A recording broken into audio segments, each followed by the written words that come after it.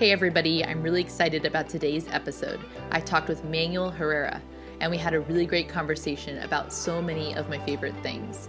We talked about creativity, art, visual literacy, and why we sometimes may put our creative practices aside. Manuel shared about his impactful career in education and edtech, and his epiphany of the power of drawing to reflect ideas. He also talked about his journey in creating and sharing his own art. Without further ado, here's my conversation with Manuel Herrera.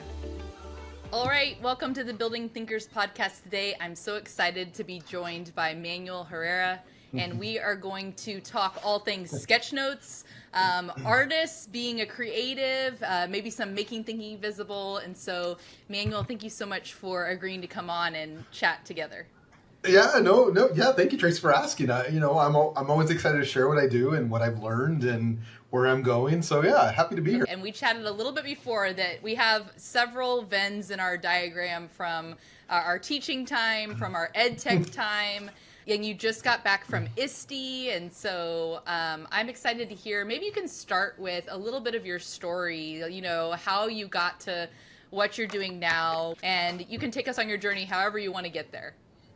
Sure. Oh man. I started off really as a classroom teacher, and that was really unexpected in general. So I, went to college in Texas State or Southwest at the time, and I was a business major. Really didn't know where I was going. I think that's what most business majors do is, I got to go to college and figure this out. So kind of started off with that route and ended up in education. I had friends that were in education. Knew kind of my experience with it and what, how I could contribute and how I could maybe make it better. And it was really through a lot of conversations with friends that, you'd be a great educator. And so I kind of jumped in and went back and got my teaching certificate and started classroom teaching. I started in Round Rock, Texas as a special education teacher in middle school. So I was in Deer Park Middle School. Started off there, and you kind of get thrown into it. I mean, no matter what kind of preparation you do or what kind of college you do, you're just thrown into it, really. And I kind of had to figure out how to make this work. Like, how do I teach kids? How do I work with kids? You try to bring some of the stuff you learned to the table, but what it came down to was, for me, was like, how did I learn? And what because a lot of what I was already seeing when I started teaching was kind of just the same way teachers had always taught, and I was never good with that. I was not a model student. I was not a good student. I needed something different, and so that's really how I approached education. Was like, what would I have liked to have had when I taught? And so that's really where I started. And interestingly enough, that's kind of how I landed where I landed now. So a lot of the things that I was doing were strategies that helped me as a kid. And one of those things was a lot of visual drawing, just trying to represent things that people were saying with pictures and images. So I started off doing that. So that's where I started. Middle school, I started coaching track and cross country, just to kind of expand what I was doing. And the drawing was something that I was excited about. I started to do it. Kids kind of started to attach to that. I was also working with a population of students who struggled in class. So I was an inclusion teacher is what we called it in Texas. But I was using these strategies and my kids were kind of following along and understanding, and it was working. But I would get the same pushback from the teachers that I was working with that I got as a kid doing this. So it was a lot of oh, Herrera, you can't teach notes like that. You can't work with kids that's drawing. That's not what you do. And it was kind of discouraging and upsetting because this is how I made sense of the world around me. And, I was doing it in college especially. And it didn't have a name or whatever. I was just drawing. My friends would ask, "What, dude, why are you drawing all this stuff?" And I'm like, that's just how I learn. It makes sense of things. It organizes ideas. And then I, again, got this pushback. So for a few years, I would kind of do it covertly with kids. And, I think a turning point in drawing with kids was 8th grade. I was teaching 8th grade inclusion, and we would take this test called the Bill of Rights test. And it was all about the government, all about the branches of government. And my kids, I basically would have to reteach them. I'd pull them out, or we'd go to a classroom for tutoring or whatever.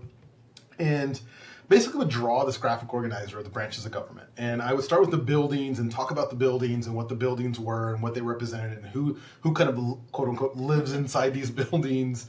And, legislative branch had Congress, and Congress was made up of two branches or two pieces, the House and Senate. We would draw this stuff out. And anytime I would reference that, I would draw it and draw it and draw it. And 2 days later, I would redraw everything and talk about it. And my kids just got it. It seemed like it made sense. Again, it was around memorization for the most part. And I remember going to take the test or walking with, going to class, and the kids were going to take the test. And all my kids turned their papers over and they started to draw what we talked about. They didn't start the test. They just drew. And it was like, oh my God. And you could just see the teacher like what's going on? What are they doing? And my kids just killed it. Like they nailed it and they did great. And I was like, I'm going to do this. I'm going to do this work and I'm going to continue with drawing. And so I did that. I incorporated that into my drawing. I eventually started to teach 8th grade math. And I would, again, use a lot of drawing with kids. And that kind of stopped. I took a role, ended up leaving the classroom and took a role in edtech. And I had mentioned earlier to you that my role was what we call instructional technology coach or something like that. But I just started working with Promethean boards, and that's all I did. So then I got into professional development in edtech and went to my first TCEA, and I was like, oh my God, what is this? Like, this is amazing. What year? I need to know what year this was, because I need to, we were at all the same places. I just don't know if the years were exactly the same. What were you doing in 2012? This had to have been, 2012. This is past that. I would have been here in Austin. I mean, that's Austin. I'd have been here in St. Louis. This had to have been 2009. Okay. 2009. I think it had to have been, because that was the year I did that. And then after that I moved to St. Louis. And so then I got into ISTE. Never went back. I still haven't been back to TCEA since then. So no, that's when I started to go to ISTE. It was 2010. Okay. Yeah, I think that's we probably could have crossed paths at some point in Texas or in Austin, and I think we just missed each other. But yeah, so I ended up in St. Louis, and it was in the edtech world, and it was amazing. I loved it. I mean, this was kind of the early start of interactive whiteboards. I think when I left Austin or left Round Rock, we still had Palm Pilots. We were using Palm Pilots and netbooks and interactive whiteboards, and I came here and it was still the same thing, interactive whiteboards. That was the big trend, and then it became iPads, and then so forth. So yeah, I spent the last 12 years, 13 years of my educational career in ed tech, and it was awesome. It was great. I loved it. I started to get into professional development, which kind of led to some of the speaking that I do and some of the workshops that I do. But one of the things that really stuck with me was, so as a kid growing up, being a kid who had always created or always thought I was creative, or being told I was creative, just always making and building and drawing and all that stuff. I started to see this swap of creativity and creative ability and creative exploration for technology. I started to see this, if you, and I'm holding it here in my hand, if you buy this iPad and you give it to kids, they are going to be creative. And it was at some point, I was part of an initiative where we bought iPads, and that's not what happens. You don't just give kids, you don't give teachers devices and they magically become creative. I think that is a way to think, and that's a way to work through problems, and there's a process to it, and everybody's process is different. And I just realized I don't know, I think we're doing some injustice in a sense of just simply handing a device to somebody. There's something missing. And so I kind of dwelled on that for a little while, and it wasn't until I got to my last role that I really started to explore that. And one of the pieces that led me to be where I am is, and I tell the story all the time, is I'm in a classroom. I'm an ed tech coach or ed tech coordinator. I have this classroom. I have all the technology that you can imagine, the tools, the 3D printer, the laser etcher, the iPads, the GoPro. I had everything. And kids would come in to work on projects. And I was across the district, but I was housed at a high school. And kids would come in and they're like, yeah, we're supposed to make, you name it, a video, a podcast, whatever it was. The kids would come in to make, and I would say, okay, so what are you thinking? What do you want to do? And they really didn't have an answer. They would just be like, I don't know, this teacher said I had to do it, so we got to use your 3D printer. So yeah, just show us how to use it. So it was just like this, there was no interest in the creative process. And so interestingly enough, I had kind of put the crayons in the box up until this point.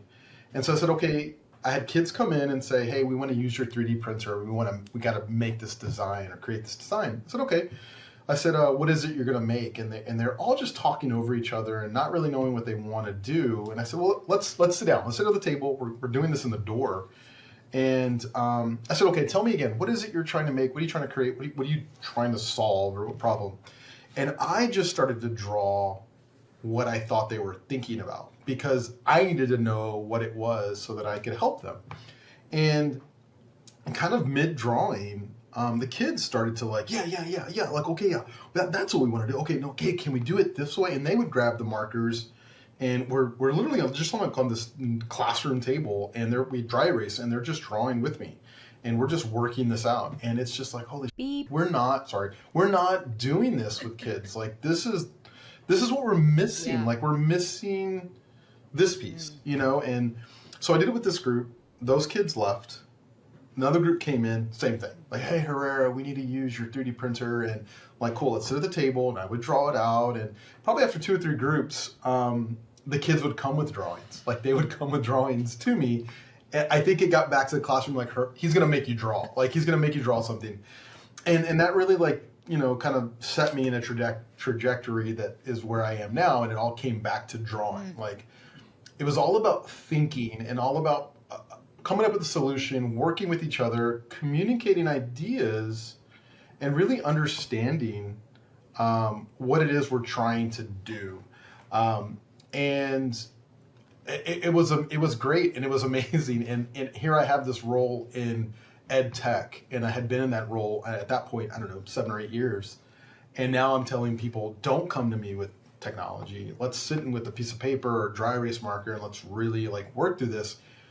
Because then when we have a solution, then we can pick which tool we want to use. Like, do we need to make a website? Do we need to make a video? Do we need to make a podcast? Do we need to make a brochure? Or whatever it might be. It wasn't starting with those end products and kind of, working backwards. It was more of like really understanding audience. So then I really started to explore design. What does it mean to design? What does that really mean? Design isn't just the pretty stuff or creative, or it's really trying to solve a problem, having a problem that exists, trying to solve it for a particular audience. And so that really started to change the way I thought about things. And so, yeah, that's kind of how I landed in where I am. And, design thinking started to come up. Like, I started to explore that, like, what is design thinking? And then, interestingly enough, I came across a TED Talk, and it was Sunny Brown, and she had talked about, I can't remember the name of her TED Talk was, but it was all about doodling. Yes, Doodle Revolution. And listening to her talk about this. And the science and the research and the multimodal learning and all that stuff. You were doing something that was really working, but just nobody knew what it was. Yeah, exactly. And it was like, okay, yeah, she's putting bigger words, better words, research behind what I'm trying to do. Like, I'm like, cool, somebody else understands this and learns this way and is really putting the effort into kind of communicating that and putting that out there. And so that's when I came, Sunny Brown, Mike Rohde, and, Dan Rome. Like, I started to explore, like, holy cow, like, this exists. This is out there. And I got excited, and I started to offer these as workshops with my teachers in my district. I started to attend ISTE, and not just attend, but then I started to put in proposals. But the funny part about the proposals was that I would get accepted for these proposals, and it had nothing to do with technology. Like, it had and I would go to ISTE, and I would go to FETC, or South by Southwest wasn't so necessarily tech related, but it was interesting to be in those circles, but not talk about technology. I would talk about the connection and what, where it came in, but so it was just, that's where, I got excited, and it was cool to hear. And part of it became this, I don't know, nudge to my high school teachers and to the teachers that I first started to work with. Like, look, I told you so. Like, I told you this is great and this is amazing and this works. So a bit of a chip on my shoulder, but you know, I'm glad that it's worked out and it's gone well. And yeah, and then along the way, I started to sneak in my own art, and it really was initially really was about simple things, simple drawings, easy drawings. You're going to talk, so it doesn't have to be perfect because you're going to explain what's on your drawing. But then eventually it became like, cool, like I'm going to sneak in some of my own drawings, and that kind of went in a direction that I was very unexpected. I cannot believe how many like similarities there are in our learning path from really within ed tech, just like the same interest that came up into creativity. I also presented at ISTE on non-specific tech. I think it was Making Thinking Visible was one of my sessions in 2016. You know, similarly found the Sunny Brown YouTube video. Then I think I saw her at maybe iPad Palooza or one of Carl's events, and I made sketch notes that then I tweeted to her, and then she like wrote me back, and I just was so excited. And I was just so excited that it was this medium that it was about ideas and not art. And so anyway, I just think it's so fascinating to hear kind of all of those different trails that there's some through line there. And maybe part of it is the ideas and the thinking, and I have like two kind of different questions that I'm conflicted about where to start. But one of them is this idea that you said you put the crowns away. I say crowns weird, crayons. That you put the crayons away, and I did the same thing. And I was going back and looking at all of my notes, and I had really detailed ones where it was really clear. I use these little micron pens. That's one of my favorite. Actually, these are unipens. But I also like the micron pens, and I have a bunch. Anyway, so I had all these detailed physical ones. And this was pre-kids, and then I got into doing it on my iPad, and I saw Brad Ovenel Carter at South by Southwest do a session on visual literacy, and I loved his style. I think I have a picture of that's his. This is his kind of style. That's Brad's. Okay, so I did the same thing. I put the crayons away, but I go back and look at some of those drawings. I had a very detailed practice. So I want to talk about, why do we put those away? Why do we like stop a creative habit? And what is it like to bring that back? That's one thing. And then I want to talk about the habit of creativity and how we learn art and creativity. So why do we put the stuff away?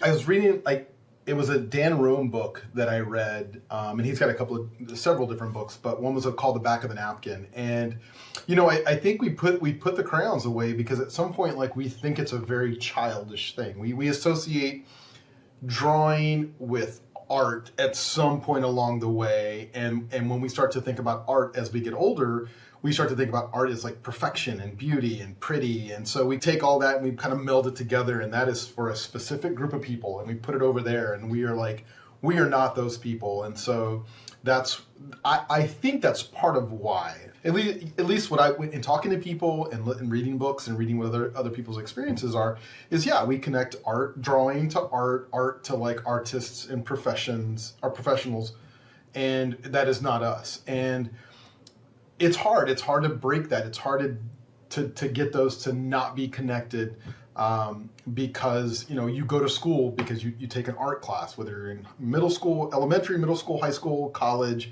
you take classes associated with art, and that is associated with drawing. And, you know, we have all these very uniform, structured ways of taking notes, or ways of thinking, or they might be graphics that are built with a graphic design tool that makes everything, the circles perfect, and your Venn diagrams are awesome and beautiful. I think that's what it is. And it was Dan Roam, his book, that said him and Mike Rohde, they both kind of said the same thing. It's not about art, it's about ideas. Sunny Brown has a quote that I had in this same, so the stuff I have that I'm looking at over here is all this session that I did around sketch notes. So I have the books and all that, and I also have quotes. And one of the rotations that I did in this was like an exploration just of these quotes, and this one stood out to me. And so Sunny Brown said, "The doodle has never been the nemesis of intellectual thought. in reality, it's one of its greatest allies. So not only, I agree 100%, like people think it's childish. I think I put some of it away when I became a strategic consultant, and people thought it was kind of cool, but I also had some concern that maybe it seemed childish, but the reality is it was one of my assets. It's one of the ways of thinking that I knew to do. And so once I figured it out, I brought it back in and actually brought sketchnoting into strategic consulting conversations. And similarly, remember sitting down with people and everybody is struggling, trying to talk. Nobody's really listening to each other. And I start drawing out solutions, like either up on the whiteboard or in my notebook, once I felt like I had the space to do that. And, problems are solved that way, because imagine, you can get that thinking out of our mind that has limited working memory, limited ability to hold multiple thoughts at the same time, and to connect to like the extended mind or the second brain. We now have that ability to put it out there in a way that lets you then analyze and think. So I think that there's just so much power in it, obviously. It's amazing when you do it. And I still, even now, like as much as I draw and as much as people know that I draw, people I work with will say, I still struggle to find like my entry point. Like, when do I break out the paper? When do I walk up to the dry erase board? When do to not be like, I'm the drawing guy? I still struggle with that a little bit. But once you get in and you start doing it, and if you treat it, at least in my experience, and you treat it in a way of like just communicating, and like you just treat it that way.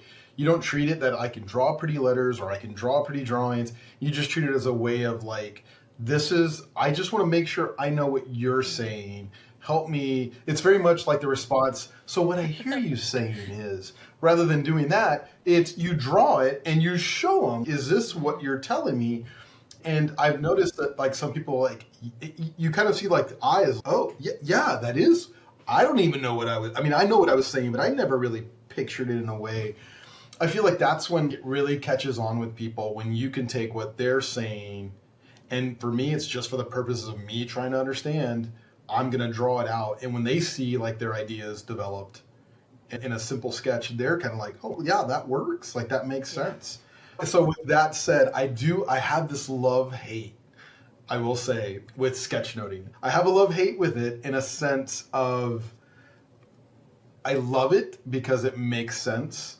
I love it because it captures ideas, it captures thinking. I have a hard time at times because what we will see on social media or in websites or in things are very artistically done notes, or and I'm guilty of it. I will do it, and you can probably look, 2 months ago, and I probably did it. Is I will see they are very detailed, intricately done drawings, and sometimes that's not what needs to happen. We do those because maybe we have practiced enough and we have built up the skills to represent information that way, or we've just done it in an artistic way. I find that can be discouraging. Like that can be discouraging to people. Like you talk about sketch notes, and I've told people in my sessions, like Google sketch notes, and they will Google, and you will see, usually very colorful, very beautiful, again, artistically done drawings. And I will say, like, I'm not going to ask you to do this. If you want to do this, yes, let's go have a session and let's go talk about like all that. But if you just want to talk about ideas, and then usually I'll show examples of like, this is how I do it with kids. Yeah. This is how I do it with teachers. And it's like circle, a triangle, and lines is all you need. Yeah, it is. It is very much that. And then they're like, oh, I can do that. And I'm like, absolutely, you can do that. So for me, a lot of it's like entry point for the masses. Like, like my artists and the people who love to draw are going to jump on board early. But I'm very much like, I need to get everybody, as many people as I can on board. So it sounds like that the teacher side, the educator side, has that desire for the accessibility to bring kind of this gift to others, to make it accessible. Whereas some people would want there to be like the distinction. I'm an artist and I want my stuff to be inaccessible so that, I'm the paid version of this and you all do your little scribbles over there. But it's not that. That's what's so beautiful is like you have, for sure. I've seen your beautiful commissioned art and the amazing things that you're doing, and you're teaching and wanting to bring that accessibility. If that's that's the right characterization of your current work.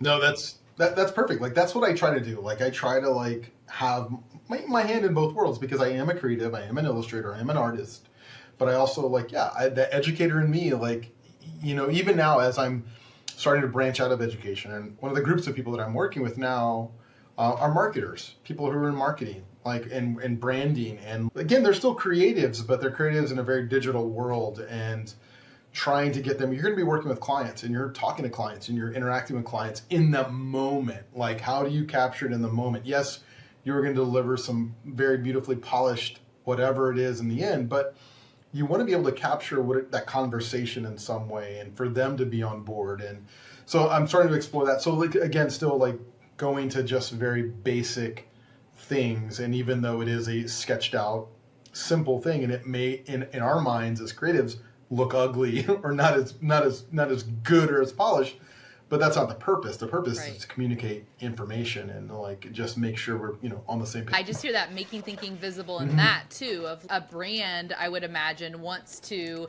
make their brand identity visible. They want to get these certain concepts across, and so they have to articulate them to you in that process. Yeah, it's a weird space. So I'm exploring it. I'm just learning it, and maybe I could be all wrong, but I've gotten great feedback so far. So yeah, I'm trying to like branch outside of education and just see where this goes. So that's exciting. I'm excited about that.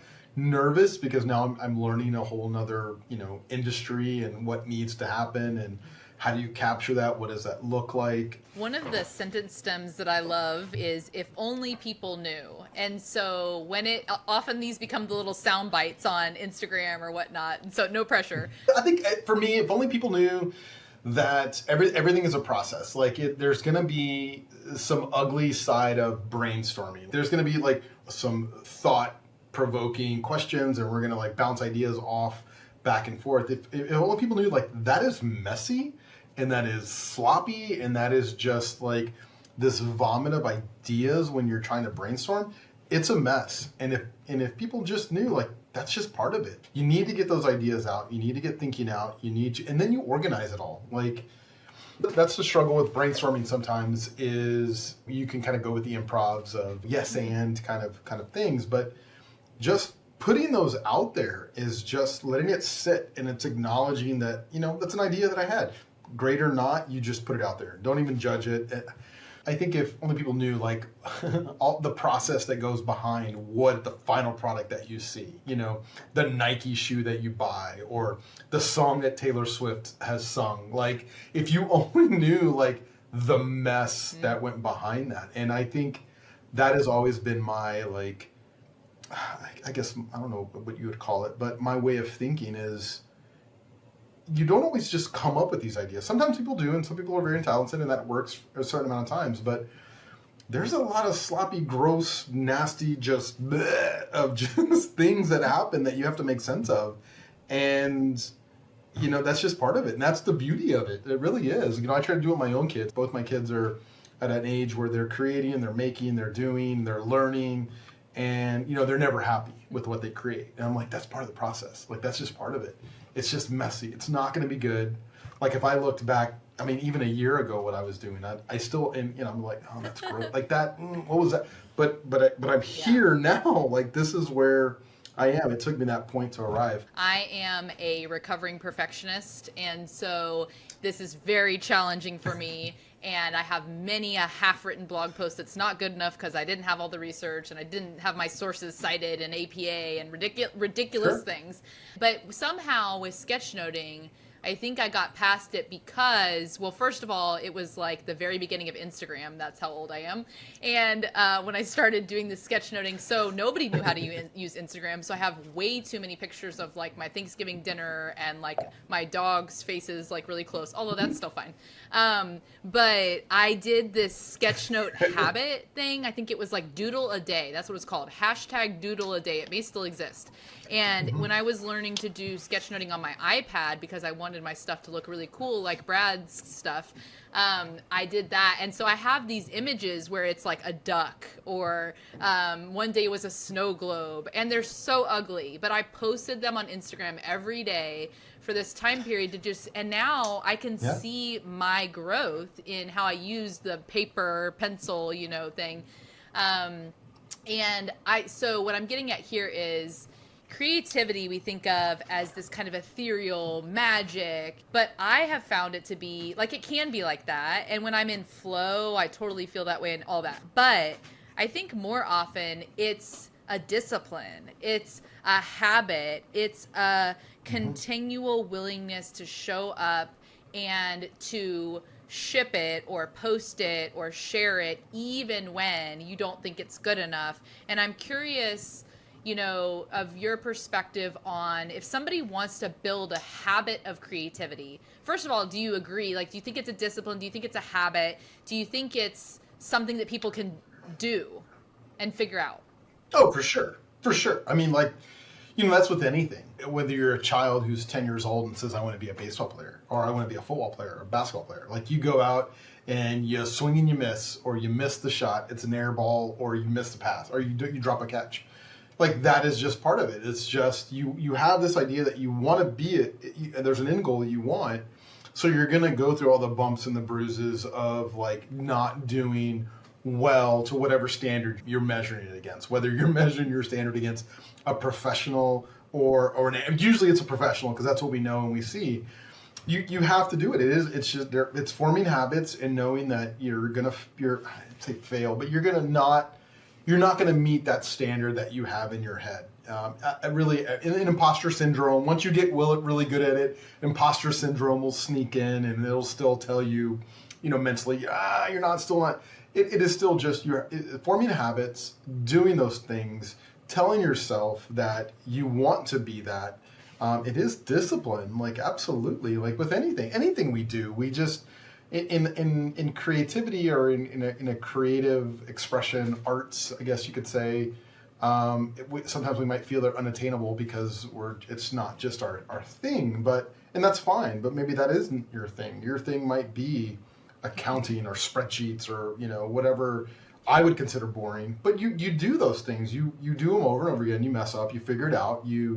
We can just document because we draw. There is a documentation of that, but it takes practice, and it's whether you're determined to get there. And the beauty in that is you might find out that you're on this path and it may go that way. And you're just like, I never thought. So for an example that I've experienced and watched it happen, where when I was working in school still, I had kids who were like, I want to be a game designer. I want to be a video game designer. I want to design video games. I love video games and blah, blah, blah, blah.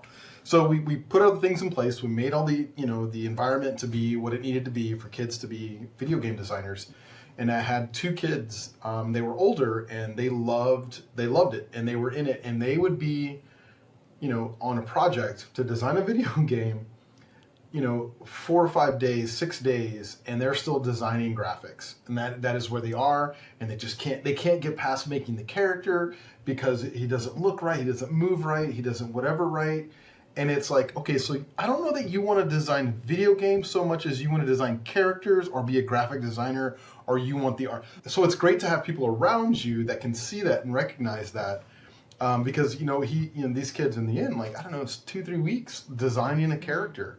But it was like, you want to design a video game, but you spent all your time on a character, which is fine. But maybe that's where you want to be. Maybe that's the role you want to have. So there's beauty in that too. Like, there's some greatness in, like, playing in that and having people around you that can recognize those things. I didn't recognize that I wanted to be an artist, that I wanted to do any of the work I do. I had to have somebody I knew who was in that world tell me, hey, no, you're that. Like, that's what you should be doing. And that's where you should be exploring, which prompted me to, like, share art and share things that were outside of what I thought I was trying to accomplish. Yeah, I Yeah. think a piece of it that you've hit on a couple times is this play, experimentation. I had a session called Adopting a Posture of Experimentation that I did at South by one year. And I think I pitched it actually as a sketch note. I put that as like my submission. I had to write this stuff too, but I put that in there. And I think that there's this piece of play and exploration that I know you had in your classroom, and then as you did with teachers and in your workshop, it looked like from ISTE and all of that, of this trying and experimenting. And I like it's the song that Shakira sang in Zootopia. It's really cheesy, but I love it. And she talks about I will keep on making those new mistakes. I will make the new mistakes every day. And I love it because it's like, if you repeat the same mistake over and over, okay, now you've got like a problem. But if you're making new mistakes and you're trying new things, then you have just expedited your learning. And so a lot of the work that I do now in learning experience design sits at that intersection of everything I know about neuroscience and habits and learning and creativity. And I see them as going all together to trying to figure out how can we help people, as things are changing so fast, continue to learn at a rate that can keep up with what's going on, but even more so, get clear about what it actually is that you want to learn. And you can only do that by exploring and figuring out some of these things. Don't get me started on why we actually need that in our education system, but we'll talk about like us at this point, you know. So maybe that can transition us to your book, if you want to tell us about how that came to be. And it just made me think about kids and all of the creativity, the role of creativity. So can you tell us about that? So yeah, the recent book that we just put out, I say we because I did not write it. I was only the illustrator. Stephanie Krauss was the one who wrote the book. Through a variety of networking, we got connected, and educator, counselor, has done the work with students and was wanting to create a book around how do we help kids, live, learn, and thrive. And she's like, I just love the work that you're doing. It was just a great connection of like, we both are passionate about kids learning and how do we support kids. We're both parents. And it just started with conversation. And she's like, let's just talk about this. Let's just figure out what it is we both love, and let's see if it's a good fit. And it turned out to be a really great fit. And she has written a great book around how to support. And it's not just educators. It's for parents, counselors. It's for anybody who has kids. And it's all about coming up with structures that we can use in everyday life with kids. And so we ended up coming with these characters that in this book that were diverse backgrounds, diversity in the kids, and their journeys, which was awesome. And so in the end, it is about understanding kids and their needs and understanding the entire child, not just they have a specific setback, or they have a specific disability, or they have a specific demographic. Like, it really is like looking at everything. And that's really how you approach kids when you're in education. You can't just, a kid is not, one-dimensional. You have to learn about everything that goes on to that kid. Yes, they show up at 8 o'clock in the morning every day and they're in your classroom. But what are all the factors that affect a child? And it's hard. That's why teaching is hard, and that's why education is hard, because it isn't just kids don't know how to be professional and show up to work every day 8 to 5 and do the things they have to do and supposed to do. Like, they are in their world. I have a 14-year-old that's about to go into high school, and I have to understand that it is not just he has to go to school and do well. I have to know like what is affecting him in every way. And so this book really gives you places to go, things to think about, things to ask yourself, things to consider, frameworks to follow. That's all backed by research to help you become a parent, help you work with kids, help you understand like what are all the factors that affect a kid. How do I approach each of those factors? So yeah, I'm really fortunate that I was a part of that, the book just came out. May I think is when the book finally eventually. Okay, I'm gonna put that in our notes. I just wanted to make sure I put the title in there, so it's Whole Child, Whole Life: 10 Ways to Help Kids Live, Learn, and Thrive. The other, I've got a kids book, kids book that I illustrated. Hopefully it's coming in fall. I was just, talking with the author. Again, I'm not a writer. I'm an illustrator. I partnered with EduMatch Books and partnered with an author, Bree, and she wrote a book around a student who loves to draw and how do I use my drawing for good. and it made sense like for me to be part of that. And it was really cool to like, it's all about a little boy who loves to draw and is kind of understanding how does he use this as a way to make friends but not make enemies. And so yeah, it's a really cool book. I'm excited about this. Is the second book that kids book that I've illustrated, but this is definitely like one that I'm really excited about. I had to learn how to illustrate children's books. I draw, I mean, I'm an illustrator, but you know, to illustrate a kid's book, that's to learn. Like, you know, like I said, we're all learners. To go and like research, how do I do this? Like, I didn't go to college to be a graphic designer. It really was like trying to learn the right tools, like what worked. Like those tools that I like to use, there was tools that I was, use casually. So yeah, it was a learning process for all of it. Like I really, was proficient in one, whether it was Procreate, and then I had to learn Illustrator on an iPad, and then it was all just learning. Like really, I was fortunate enough that everybody was patient with me learning through all that, what tool I needed to pick. And fortunate that YouTube exists, and so does TikTok and Instagram, and like reaching out, like having a network of people that had done the work, which was great. It was just interesting to go through all of that and realize that it was kind of personal goals for me. Like I was excited to illustrate a kid's book to begin with. That was something I was always wanting to do, but never thought it was attainable, and considering the direction or the avenues that I've gone in. So. I think, one thing that's standing out to me, and this might be because this is the space I've been thinking about so much, but just the power that you have in your own ability to learn and to grow and change yourself, to say, like, I don't think you're quite giving yourself enough credit for all of the things, if I might say, for all of the amazing things that you've done and the areas, like, maybe there's still a piece of this, like a little bit of diminishing the power of art, and that you are very clearly a talented artist and with the ability to use your art in a variety of ways, which I think is unique, that it's not in this one. I mean, there's wonderful people that do it in one like set and method, but I see as you just scroll your Instagram, you can tell the creativity will not stop. You won't run out of creative ideas. You won't run out of creative methods and ways to express. And I think that is what is going to make, hopefully, I would imagine people, and hopefully I'm in this category too, that we will be AI proof, because we have creativity and we'll use AI for good. And, and it'll make our thinking just more powerful instead of replaceable or something like that. I don't know. What do you think? For sure. Thank you. Like, I appreciate that. Like, I think we get so focused as a creator, is like, we are just like, we're doing the work, we're doing everything that goes into the work, that sometimes we don't step away to appreciate what we've done and appreciate like what happened. So it's great when you talk to people and they tell you those things, because we are so focused. I mean, the same thing with like anything that you've done. Like you're just so focused in it, you're into it, that it's hard to step away. And sometimes it's other people telling you that you're doing a great job. That's amazing. Like but it's good to hear. It's good to hear those kind of things. I also like to think that my emotions and my enthusiasm and my like who I am comes out in my art. And this is my thing with AI, and I'm sure at some point I will figure out how to make it work for me, but I want it to be a reflection of my personality, reflection of who I am, a reflection of, because it's just expression. Like it is expression of who I am, and I want that to be seen through my work.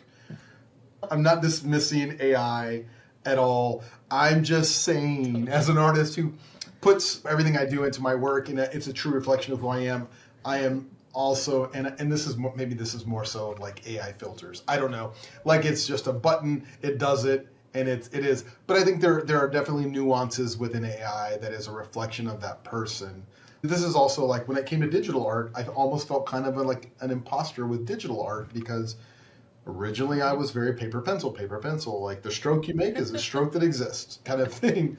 So with digital art, it took me a little while to get used to that, but that is who I am and I love it. And yeah, like I think as long as it's a reflection of really who you are and what you're trying to do and what you're trying to represent, I think that will I believe that will come through the art that exists, or whatever the product that exists. Okay, let's go to any of your upcoming projects you want to share, anything you're looking forward to, and then we'll do book recommendations and podcast recommendations and anywhere else we can find you.